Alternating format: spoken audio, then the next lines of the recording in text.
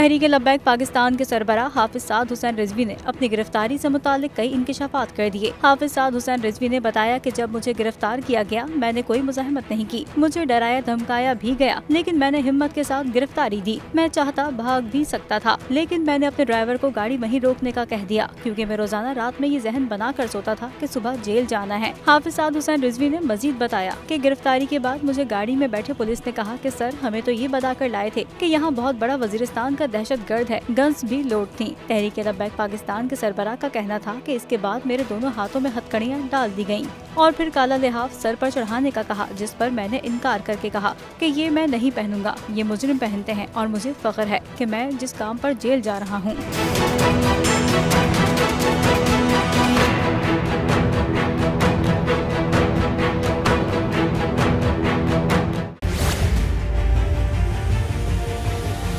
बड़ी ईद की बड़ी खुशियाँ, बोल ने निभाई अपनी सहाफती जिम्मेदारियाँ। कराची में ईद उल अज़हा के मौके पर लियाकताबाद टाउन ऑफिस के साथ ही आलाइशों का ढेर लग गया है। सिंध सॉलिड वेस्ट मैनेजमेंट की टीम भी वहां पर मौजूद है। बड़ी ईद की खुशियों में भी बोल रहा सबसे आगे, सफाई मुहिम के लिए मुतालिका इदारों तक पहुँचाई आवाम की आवाज़।